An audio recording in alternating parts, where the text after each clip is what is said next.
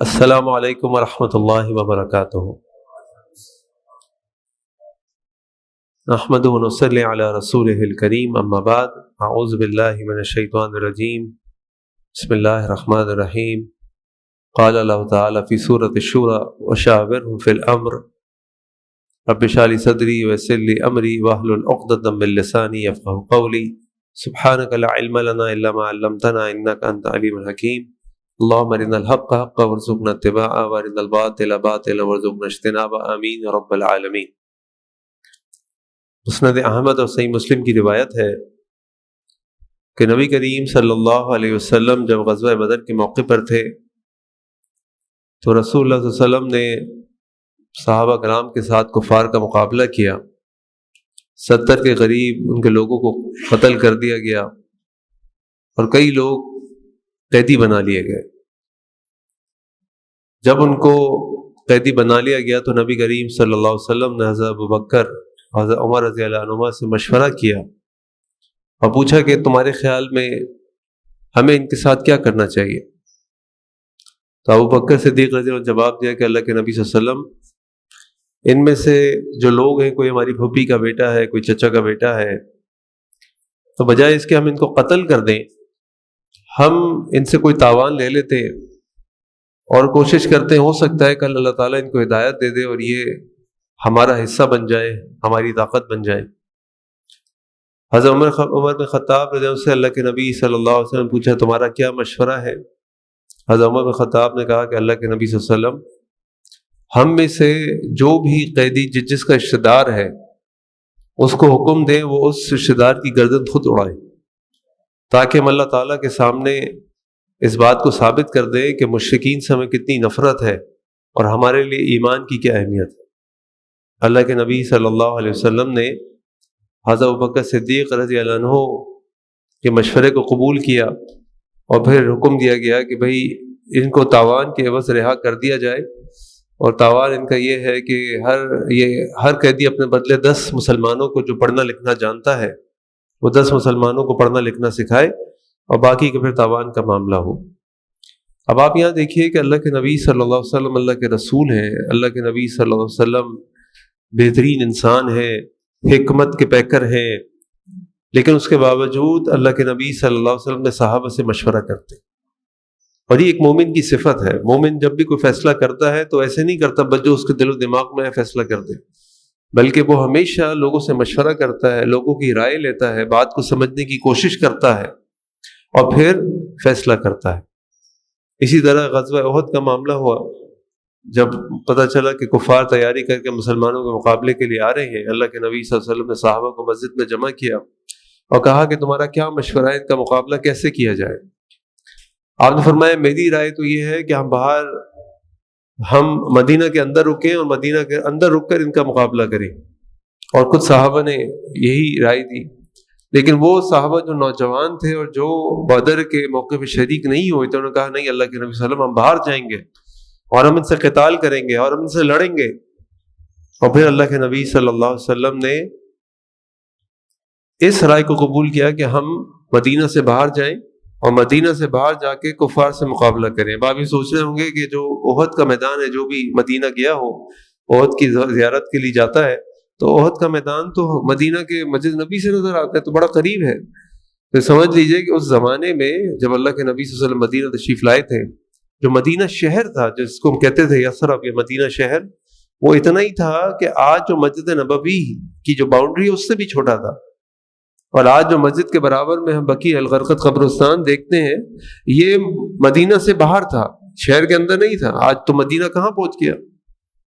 تو اللہ کے نبی صلی اللہ علیہ وسلم مدینہ شہر سے باہر نکلے اور احد کے مقام پر جا کر ان سے مقابلہ کیا۔ اور یہاں بھی دیکھیے کہ اللہ کے نبی صلی اللہ علیہ وسلم اپنے صحابہ سے مشورہ کر رہے ہیں، اور پھر اس مقابلے کے بعد جب اللہ کے نبی صلی اللہ علیہ وسلم نے غزوہ احد میں مسلمانوں کے ایک گروپ کو ایک چوٹی کے اوپر ان کی ڈیوٹی لگائی تھی کہ تم نے یہاں سے ہلنا نہیں ہے، چاہے ہمیں شکست ہو جائے، چاہے ہمیں کچھ بھی ہو جائے، یہاں سے ہلنا نہیں ہے تم نے۔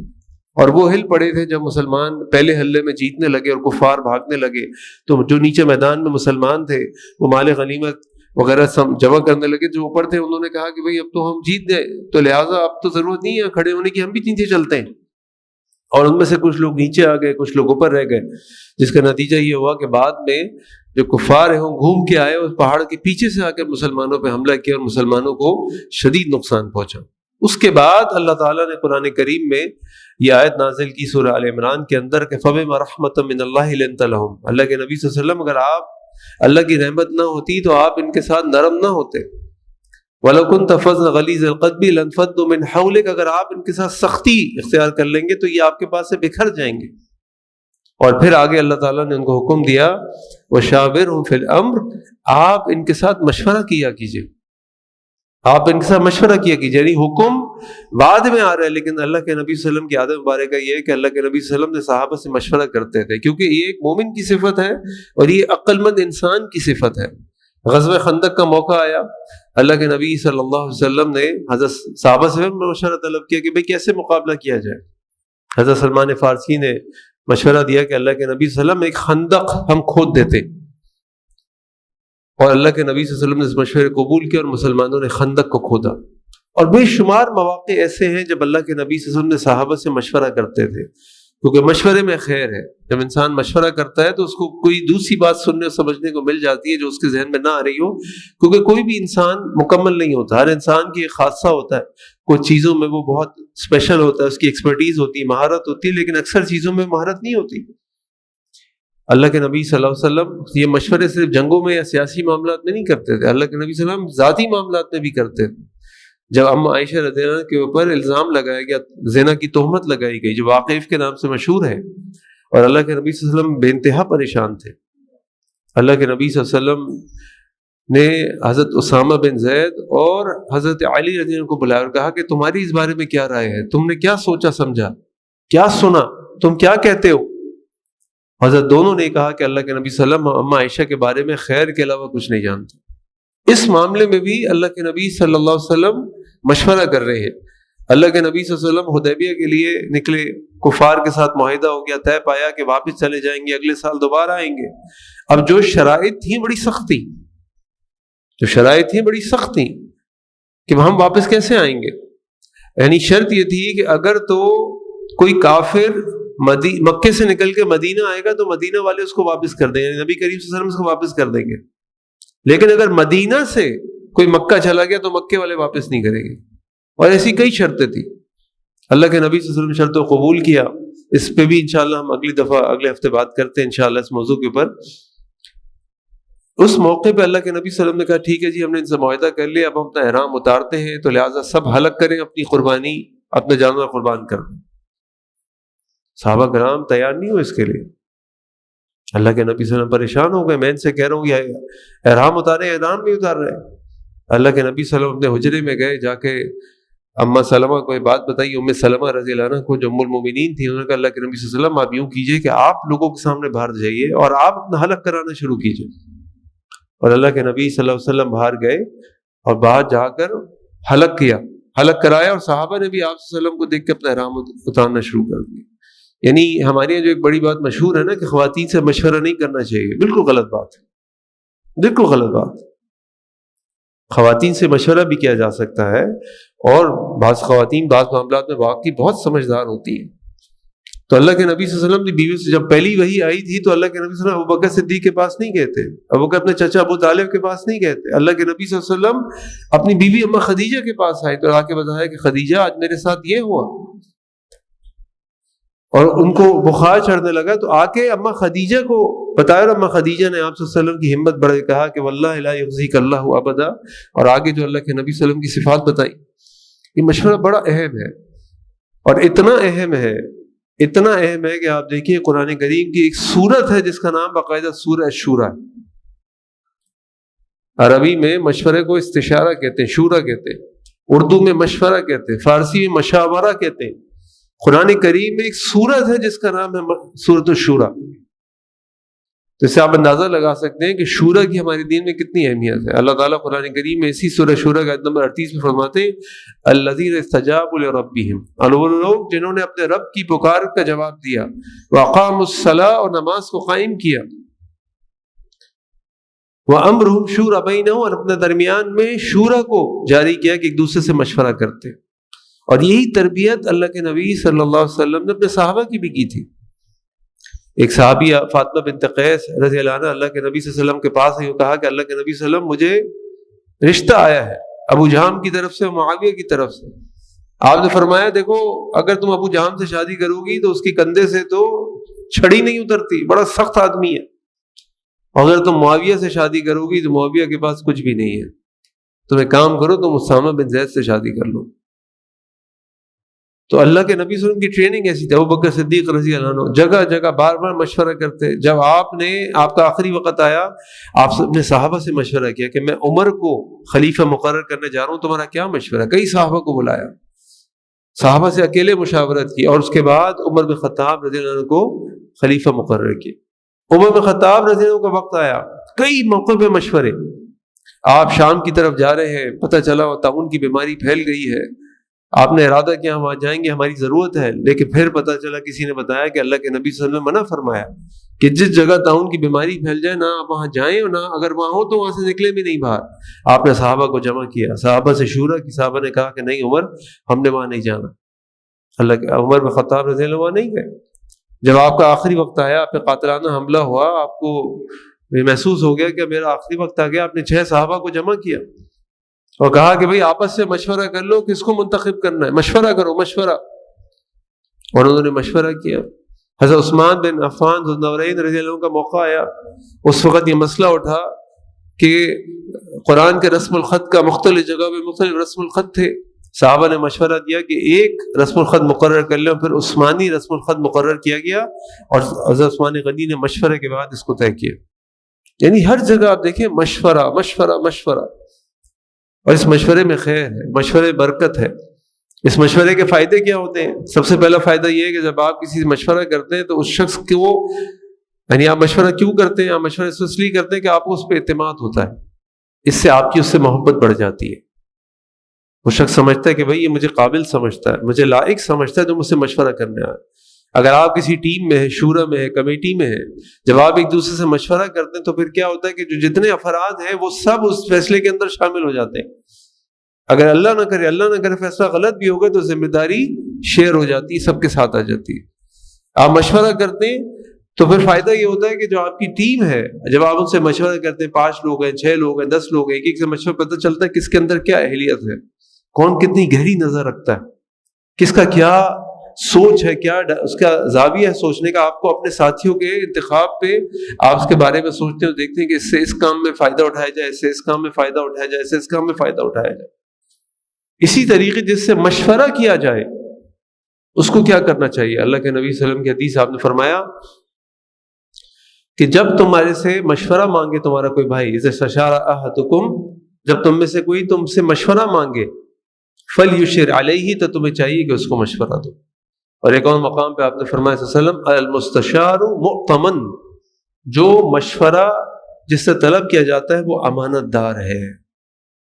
کیسے امانت دار ہے؟ امانت دار ایسے ہے کہ بھئی اگر کوئی آپ کے پاس آتا ہے اور آ کے آپ سے کہتا ہے جی میرے گھر میں کسی کا رشتہ آیا ہے، آپ ذرا مشورہ دے دیں. اب آپ نے اس کو مشورہ دیا تو آپ ایمانداری سے مشورہ دیں. کوئی آپ سے آ کے مشورہ مانگتا ہے میں فلاں کاروبار شروع کرنا چاہتا ہوں، ستارہ بیکری کے سامنے ایک اور بیکری کھولنا چاہتا ہوں، اب آپ بتائیں کہ بھائی بیکری کھولنی چاہیے نہیں کھولنی چاہیے. ستارہ بیکری سے ہمارا خاص تعلق ہے، تو ستارہ بیکری کے سامنے بیکری کھولنی چاہیے کہ نہیں کھولنی چاہیے؟ اب نہیں کھولنی چاہیے، وہ کھولنے کا ارادہ کر رہا ہے، تو یہ نہیں کہ اس امانت کو آپ سب کو بتا دیں پہلے بھائی کہ بیکری کھولنے والی ہے، نہیں، اس کی امانت ہے. تو المستشار مؤتمن، اس کا ایک معنی یہ ہے کہ اگر مشورہ کرے تو اس مشورے کو خفیہ رکھے، اور دوسرا معنی یہ ہے کہ جب اس سے مشورہ مانگا جائے تو پوری ایمانداری کے ساتھ مشورہ دے، نہ کنجوسی کرے، نہ حسد کرے، نہ یہ سمجھے کہ بھائی اگر اس نے بھی دکان کھول لی میرے محلے میں تو پھر میرا روٹی کم ہو جائے گی، کسی کی روزی کم نہیں ہوگی. یہ تو ہمارا پہلا ایمان ہے کہ جو اللہ نے ہمارے لکھ دیا مل کے رہے گا، کوئی چھین نہیں سکتا. اللہم لا مانع لما اعطیت ولا معطی لما منعت ولا ينفع ذا الجد منک الجد. جس کو اللہ روک لے اس کو کوئی دے نہیں سکتا، جو اللہ دینا چاہے اس کو کوئی روک نہیں سکتا، اور اس سے بڑھ کے کوئی ذات ہے نہیں جو نفع دینے والی. یہ تو ہمارا ایمان ہے. اس لیے ہمیں ہر فرض نماز کے بعد یہ کلمات پڑھنا اللہ کے نبی صلی اللہ علیہ وسلم کی سنت اور تاکید ہے کہ پڑھنے چاہیے. تو یہ جو مشورہ ہے یہ بڑا اہم ہے. اور اس مشورے کی سنت کو ہمیشہ اپنے ساتھ رکھنا چاہیے، اور ایک مومن کی صفت ہے، یہ مومن کی صفت ہے، یہ آپ کی عقل اور فراست کی نشانی نہیں ہے کہ آپ اکیلے سارے فیصلے کر لیں۔ عقل و فراست کی نشانی یہ ہے کہ ہم لوگوں سے مشورہ کریں۔ اسی لیے آپ دیکھیے کہ اللہ کے نبی صلی اللہ علیہ وسلم مشورہ کرتے تھے، اللہ کے نبی صلی اللہ علیہ وسلم کے صحابہ مشورہ کرتے تھے، اور اللہ تعالیٰ نے بھی قرآن میں اس مشورے کے بارے میں تاکید کی، وَأَمْرُ شُورَ بَيْنَهُمْ وَشَاوِرْهُمْ فِي الْأَمْرِ، اور جب مشورہ کر لیں اور فیصلہ کر لیں اور آگے بڑھیں تو پھر پیچھے نہیں ہٹنا، کیونکہ اللہ تعالیٰ فرماتے ہیں فَإِذَا عَزَمْتَ فَتَوَكَّلْ عَلَى اللَّهِ، اور جب تم فیصلہ کر لو، ارادہ کر لو، تو پھر اللہ پہ توکل کرو، تم نے مشورہ کر لیا۔ اسی طرح یہ جو استخارہ ہے نا، استخارہ کے بھی، استخارہ ہم جب کرتے ہیں جب ہم کوئی فیصلہ کر رہے ہوتے ہیں، اور اس فیصلے کے 3 سٹیپ ہوتے ہیں، 1 2 3۔ پہلا سٹیپ ہے استشارہ، آپ مشورہ کرتے ہیں، آپ نے کسی چیز کے بارے میں فیصلہ کرنا، آپ لوگوں سے مشورہ کرتے ہیں، یہ کام کرنا چاہیے نہیں کرنا چاہیے، کب کرنا چاہیے، کیسے کرنا چاہیے۔ اس کے بعد آپ سب سے پہلے اپنی عقل کو دوڑاتے ہیں، خود فیصلہ کرتے ہیں، سوچتے ہیں کہ میرے لیے کام کرنے قابل ہے کہ نہیں، پھر نمبر 2 استشارہ کرتے ہیں، پھر نمبر 3 استخارہ کرتے ہیں، کہ جب آپ نے سوچ لیا یہ کام آپ کے لیے کرنے کے قابل ہے، کرنا چاہیے، پھر آپ نے مشورہ کر لیا، مشورہ بھی آپ کو مثبت ملتا ہے کہ ہاں کرنا چاہیے، پھر آپ استخارہ کرتے ہیں۔ اور استخارہ کا طریقہ صحیح ہے کہ جب آپ یہ پہلا کام اور دوسرا کام کر لیں تو پھر آپ 2 رکعت اللہ کے آگے نفل پڑھیں، قیام کریں، اس کے بعد نفل کے بعد ہاتھ اٹھا کر اللہ تعالیٰ سے استخارہ کی دعا کریں، اور جہاں پہ ہاتھ الامر کا لفظ آتا ہے وہاں پہ اس کام کا نام لیں۔ اللہ تعالیٰ تمام زبانوں کو جاننے والے، جس زبان میں کہیں گے اللہ مان لیں گے، سمجھ لیں گے، اور پھر اس کام کو کر گزریں۔ کسی خواب کا انتظار نہیں کرنا، کسی رات کا انتظار نہیں کرنا، کسی پھول اور کانٹوں کا انتظار نہیں کرنا، وہ کام کر لینا ہے، کیونکہ آپ نے اپنی عقل سے تجزیہ بھی کر لیا، آپ نے مشورہ بھی کر لیا، اللہ کے آگے آپ نے اپنی درخواست رکھ کے دعا بھی کر لی، اب فیصلہ کر گزرے۔ اس لیے اللہ کے نبی صلی اللہ علیہ وسلم کی حدیث آپ نے فرمایا ما خواب، بلکہ اللہ کے نبی کی حدیث نہیں ہے، عفواً یہ کسی کا قول ہے، ما خواب من استخارہ، استخارہ کرنے والا کبھی خسارہ نہیں اٹھاتا، ولا ندم من استشارہ، اور مشورہ کرنے والا کبھی شرمندگی اور ندامت نہیں اٹھاتا۔ اللہ تعالیٰ سے دعا ہے کہ اللہ تعالیٰ ہمیں اس مشورے کی جو صفت ہے، مومن کی صفت، اللہ تعالیٰ وہ ہمیں عطا فرما دے، اور ہم اپنے تمام امور میں اچھے طریقے سے لوگوں سے مشورہ کریں۔ سبحانک اللہم بحمدک، اشہد ان لا الہ الا انت، استغفرک و اتوب الیک۔ السلام علیکم ورحمۃ اللہ وبرکاتہ۔